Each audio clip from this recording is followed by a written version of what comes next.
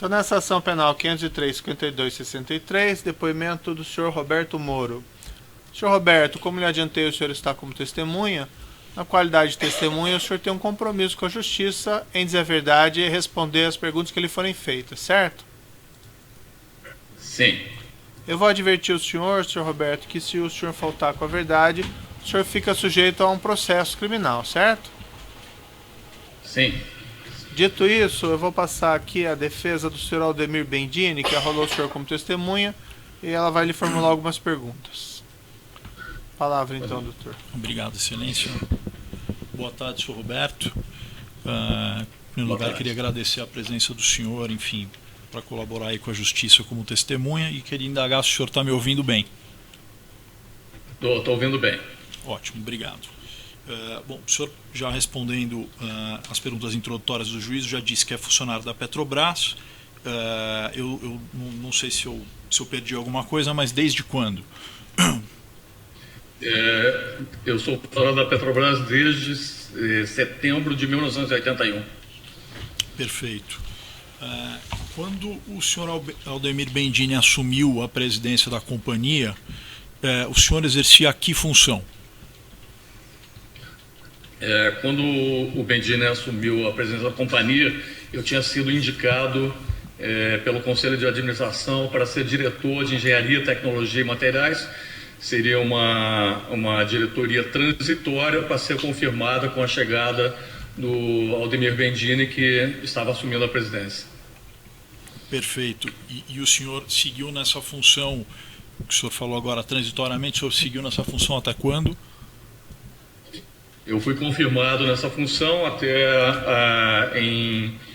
desde fevereiro de 2015 até abril de 2016. Em abril de 2016 houve uma reestruturação e eu fui indicado para uma diretoria chamada Desenvolvimento da Produção e Tecnologia, que é o cargo que eu ocupo atualmente. Perfeito. Considerando as funções que o senhor exercia aí no início, nesse período de 2015, quando o senhor Aldemir Bendini assumiu a presidência, o senhor teve que lidar com o assunto do bloqueio cautelar de cadastro das empresas envolvidas na Operação Lava Jato?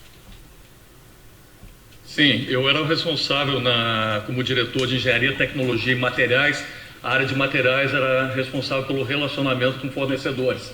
Então, os bloqueios cautelares eles foram emitidos pelo meu antecessor e eu tive que lidar com eles após a saída, quando eu sucedi. Perfeito. O senhor participou de reuniões de diretoria da Petrobras que trataram sobre esse tema? Sim, esse tema foi mais em reuniões de diretoria. Eu tratei, como se tratava da minha área de gerenciamento, eu tratei desse tema e em alguns momentos, um ou dois momentos, eles foram levados à diretoria para algumas decisões serem tomadas. Perfeito. Dentro desse contexto do bloqueio cautelar e considerando aí a função que o senhor ocupava na época, o senhor sabe informar se havia demandas das áreas operacionais da Petrobras pela contratação de serviços que antes eram desempenhados por essas empresas que foram atingidas pelo bloqueio cautelar? Sim, havia duas preocupações em relação ao bloqueio cautelar. Uma delas era essa demanda operacional. Como é que ficava a continuidade de alguns contratos existentes em função do bloqueio cautelar. E um pouco antes de eu assumir foi emanado um procedimento que mais ou menos ele regulamentava como que seria esse relacionamento, que cuidados deveriam ter nesse relacionamento. Esse foi um dos aspectos, né? O segundo aspecto do bloqueio cautelar, que eu lidei bastante operacionalmente e algumas vezes levando a diretoria, foi que houve bastante contestação do bloqueio. Então, quando eu assumi, havia uma contestação do bloqueio, nós trabalhamos esse assunto junto com o nosso jurídico e concluímos que precisávamos, como o bloqueio era chamado cautelar, ele precisava ter um tempo de duração, um tempo de duração, não podia ser eterno o bloqueio. E aí nós precisávamos criar as comissões de avaliação de sanção, na Petrobras se chamam CAASE, comissões administrativas de avaliação de sanções e elogios. Eu criei todas essas casas, foram criadas de modo que nós tínhamos um processo administrativo. Ocorreu que um ou 2 meses depois, lá por março, abril, a CGU avocou os processos administrativos da Petrobras para que não houvesse duplo julgamento, visto que ela também trata das sanções a fornecedores. E aí, por conta desse bloqueio, nós perdemos um pouco do controle do tempo de quanto seria essa cautelar. E com isso, nós desenvolvemos um novo processo junto com a área de conformidade da Petrobras, chamado de licenciamento de integridade de fornecedores. Então, esse procedimento, depois, coisa de 2 meses depois, nós levamos à diretoria, criamos um grupo de trabalho, levamos lá por volta de maio de 2015, levamos um procedimento para que tivesse um tratamento para todos os fornecedores da Petrobras, que é o tratamento de licenciamento de integridade de fornecedores. Então, com esse procedimento, nós praticamente acabamos com o bloqueio cautelar e substituímos um procedimento a ser aplicado a todos os fornecedores, e em especial as empresas que estavam bloqueadas. Ele era um pouco mais complexo, que ele tinha alguns elementos de monitoramento também, principalmente de monitoramento caso as empresas voltassem a se relacionar com a Petrobras. Entendi. E o objetivo desse trabalho, qual era, o senhor Roberto Moro? Não, o objetivo principal do trabalho era que nós tivéssemos um procedimento com fornecedores, porque nós tratávamos os casos especiais em que nós necessariamente precisávamos manter os fornecedores. Nós desenvolvemos um procedimento de como tratar quando precisássemos desenvolver com fornecedores. E o caso dos fornecedores bloqueados, nós criamos um critério para retornar. Esse critério não produziu nenhum efeito prático, que as empresas não tinham suas áreas de conformidade bem instaladas e acabaram não sendo desbloqueadas, né? Ficaram impedidos de transacionar com a Petrobras. E aí também desenvolvemos outras ações, que era desenvolver novos mercados, empresas de menor porte para fornecer para a Petrobras. Desenvolvemos também a captura de empresas do exterior para virem se estabelecer aqui no Brasil, e assim foi o trabalho mais operacional que nós fizemos para manter a base de fornecedores da Petrobras. Perfeito. Pelo que eu estou entendendo, o objetivo de, ao mesmo tempo, garantir a quantidade dos trabalhos e, ao mesmo tempo, se cercar de garantias para evitar aí situações indevidas. É grosso modo isso? Isso, exatamente. Perfeito. Houve algum caso concreto, o senhor poderia dar um exemplo de algum caso concreto em que alguma área operacional demandou da diretoria a necessidade de contratar algumas dessas empresas atingidas pelo bloqueio? Não, com novas contratações eu não me recordo de termos feito e de termos justificado novas contratações com empresas que estavam bloqueadas. O que houve foi mais a parte de aditivos, quando era necessário fazer aditivos a contratos que estavam com empresas bloqueadas e que tinham já um contrato em andamento e que eram necessários para a Petrobras. Sim, houve vários casos. Então, como é que foi o posicionamento da diretoria em relação a essas demandas? Não, criamos o procedimento, e desde que atendido um procedimento, que é um procedimento que se verificava juridicamente e em termos de conformidade, em termos de quais as ações de proteção que teriam que ser criadas para assinar um aditivo com uma empresa contratada, uma empresa bloqueada. Então, esses procedimentos foram criados, e tendo esses procedimentos e atendendo a esses procedimentos, as matérias eram submetidas à diretoria, e estando conforme esse procedimento, elas normalmente eram aprovadas. Então, houve no curso dessas discussões, no âmbito das discussões da diretoria, algum fato aberrante que tenha chamado a atenção do senhor, por exemplo, uma tentativa de favorecer esta ou aquela empresa em detrimento dos interesses da Petrobras? Não, eu não conheço nenhum caso. Todos os casos, eles eram... Porque um dos imperativos do procedimento era a necessidade e o interesse da Petrobras. Então, todos os casos que foram encaminhados e aprovados, eles estavam dentro desse procedimento. Perfeito. Em caso da necessidade de se obter, por exemplo, por demanda da área operacional, uma autorização para contratar, seja uma contratação nova, seja para dar continuidade a um contrato já em andamento, seja para um aditivo,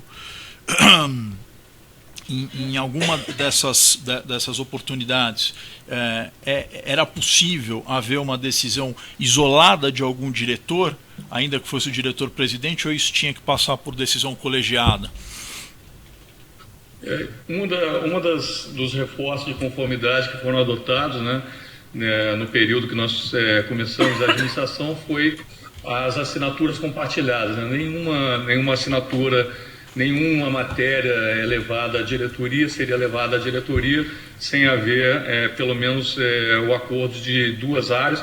Normalmente minha área era uma área de apoio, a área de engenharia, normalmente assinando junto com uma área de negócio.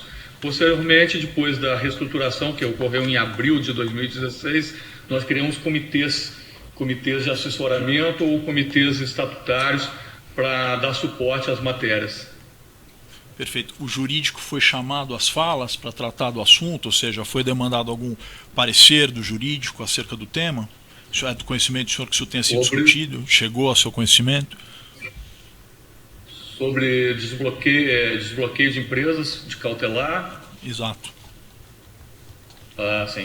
O jurídico participou conosco, sempre nos orientou e sempre participou da modelagem dos novos procedimentos. Como é o padrão na Petrobras, todas as matérias que vão à diretoria, elas são procedidas de parecer jurídico ou de suporte no desenvolvimento da matéria quando necessário. Perfeito. Eu agradeço uma vez mais. Vou já chegando aqui à conclusão da minha inquirição. Ainda pergunto, nesse contexto dessa discussão do desbloqueio, o eventual desbloqueio de uma ou outra empresa, foi discutido algo referente ao estaleiro Paraguaçu? O estaleiro Enseado do Paraguaçu ele não foi bloqueado diretamente, não foi objeto do bloqueio, mas pela formação do estaleiro Enseado do Paraguaçu, ele era formado por 3 empresas que estavam bloqueadas. Então nós aplicamos o mesmo conceito, os mesmos preceitos de verificação de necessidade operacional, de verificação jurídica e de verificação de procedimentos de conformidade e de proteção às transações que viriam a ser feitas. Então, mesmo não estando bloqueado o Estado do Paraguaçu, nós fizemos sim aditivos com o estaleiro Estado do Paraguaçu, mas todos eles foram crivados pelo mesmo procedimento que nós tínhamos desenvolvido para fazer as transações com empresas bloqueadas, como se bloqueada fosse. Perfeito. Eu encerro aqui minhas perguntas. Agradeço a participação dos senhores. Desejo uma boa tarde. Outros defensores têm alegações? Eu tenho sim. Gentileza, então. Bom, boa tarde, senhor Roberto. Eu sou Rodrigo, advogado do senhor Fernando Reis.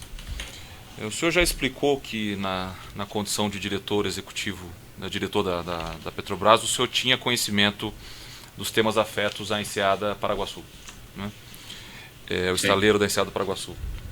A primeira pergunta que eu queria fazer ao senhor é se o senhor tinha conhecimento de uma reunião havida em maio de 2015, na qual representantes do governo japonês, de uma das sócias também do estaleiro, que era a Kawasaki, que eles tiveram com a então presidente Dilma Rousseff e fizeram então um plano, uma espécie de um propósito de intenções do governo japonês de financiar empresas japonesas para suplantar um desinvestimento que se tinha naquele momento no estaleiro. O senhor tinha ciência dessa reunião? Tinha sim.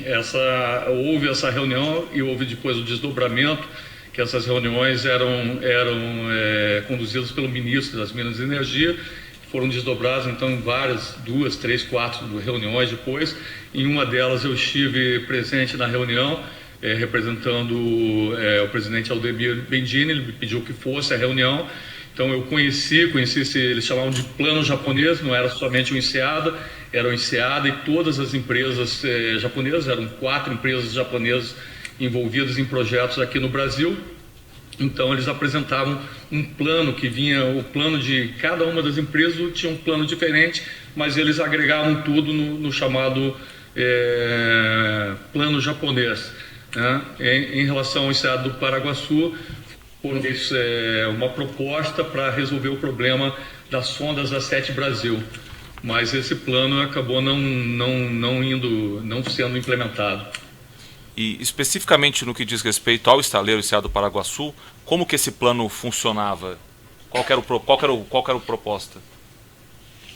Basicamente, esse plano ele era, eu diria assim, uma substituição dos investidores da Sete Brasil, seriam substituídos por investidores japoneses, de modo que se retornaria o financiamento do projeto e poderia ser dada continuidade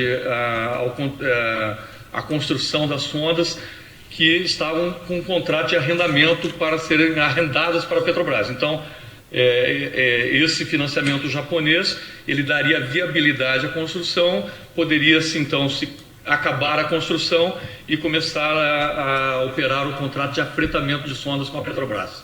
E esse, foi o que o senhor disse, a ideia era que tivesse uma continuidade em contratos já existentes, ou seja, não haveria acréscimo ou alguma alteração substancial, mas simplesmente uma substituição de investimentos. É isso? Nós não chegamos a evoluir para a parte quantitativa, foi assim, apenas uma apresentação conceitual. Substitui-se os investidores da Sete Brasil por investidores japoneses. A Sete Brasil cede o contrato para uma empresa a ser formada e essa empresa fica responsável por finalizar a sonda e arrendá-la à Petrobras, havendo cessão do contrato da Sete Brasil para essa nova empresa. Esse era o plano conceitual que foi colocado, mas não foi discutido a quantificação de valores, porque ele não chegou nem a progredir esse plano.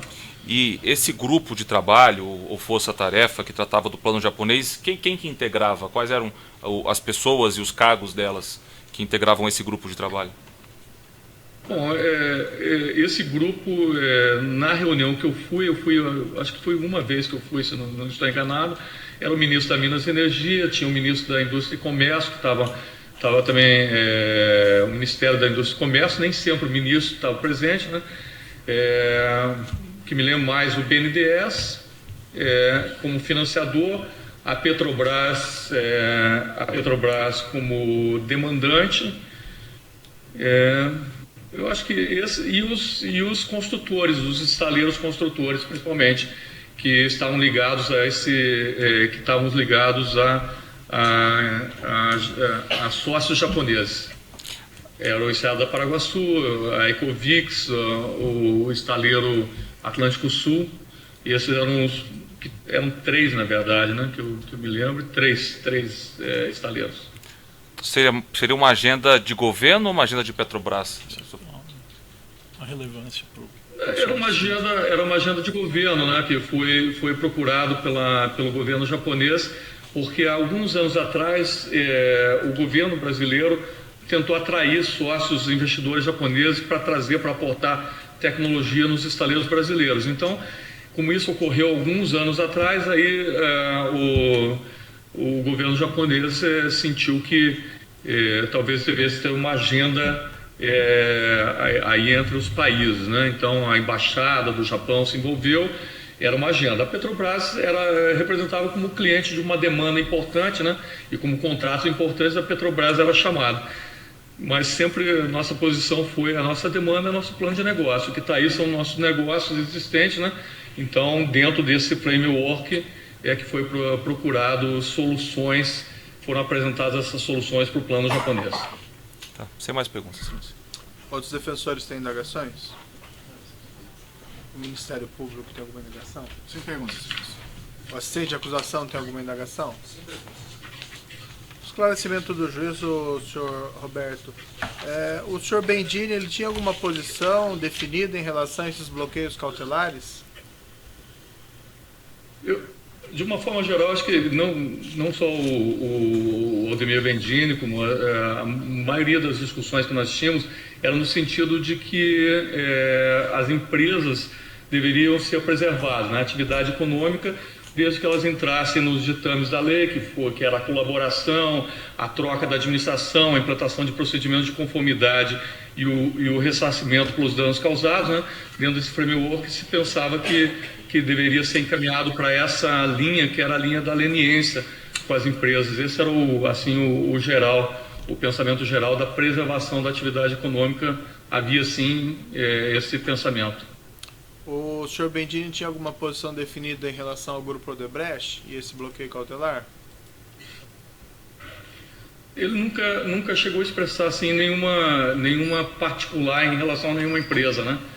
As empresas que mais contestaram foram do grupo Odebrecht, Odebrecht Ambiental, Odebrecht Óleo e Gás, foram as que mais contestaram o bloqueio, pois achavam que elas não faziam parte do cartel que foi a base que a Petrobras teve para os bloqueios cautelares. Então, chegaram cartas algumas vezes, mas o tratamento, não houve nunca assim, um tratamento específico para nenhuma empresa. Sempre foi tratado como tratar o bloqueio cautelar como um todo. Esse foi assim o ambiente que a gente tinha na época. Salvo engano, o senhor mencionou que esse bloqueio cautelar foi levado 2 vezes à reunião de diretoria? Foi isso ou me equivoquei? Foi uma primeira vez que nós discutimos quando a CGU avocou os processos. A gente perdeu um pouco do controle de qual tempo levaria, e aí nós consultamos a CGU, e a CGU disse: olha, o bloqueio é uma coisa exclusiva da Petrobras. O fato de nós termos processos sancionadores, administrativos sancionadores, não obrigatoriamente a Petrobras tem que fazer o bloqueio cautelar. Quer dizer, então a bola ficou mais ou menos conosco, aí nós discutimos como tratar isso, né? E criamos um grupo de trabalho para fazer análise de como proceder com o bloqueio cautelar. Criamos um grupo de trabalho, cerca de 45 dias, 60 dias depois nós voltamos à diretoria e levamos esse procedimento, que basicamente foi o procedimento que a área de conformidade estava pensando em instalar, que é o gerenciamento de integridade de fornecedores, o Due Diligence de Integridade, que a gente chama de DDI. Então esse procedimento foi proposto, era um procedimento, e aí nós mandamos cartas para as empresas: o bloqueio cautelar, não existe mais o bloqueio, agora vocês têm que se qualificar nesse procedimento. E esse procedimento depois foi estendido a todos os fornecedores. No caso das empresas que foram bloqueadas, obviamente tinha algumas salvaguardas maiores de acompanhamento após o desbloqueio, caso ela fosse aprovada no diligenciamento de integridade de fornecedores. Mas essas empresas então, foram desbloqueadas? Não, acabou não produzindo efeito. Nós acabamos desbloqueando 2 empresas, uma que fez acordo com o Ministério Público no início, depois outra empresa que foi analisada pela CGU e finalizou o processo sancionador sem nenhuma sanção. Então nós acabamos também desbloqueando essas empresas, e depois que nós criamos o procedimento de diligenciamento de integridade, as empresas que estavam bloqueadas acabaram somente, eu acho que lá por agosto, setembro, outubro de 2016, no ano passado, é que nós voltamos a desbloquear outras empresas que tinham feito acordo de leniência, e nós fizemos o diligenciamento de integridade, atendeu nossos critérios, e aí nós desbloqueamos agora em outubro, novembro, no final do ano passado. E alguma empresa do grupo Odebrecht foi desbloqueada? Não, que eu saiba, não foi desbloqueada, porque foi a Odebrecht Ambiental, a consultora Odebrecht e a Odebrecht Óleo e Gás. Foram as 3 bloqueadas do grupo econômico, nenhuma das 3 se encontra desbloqueada.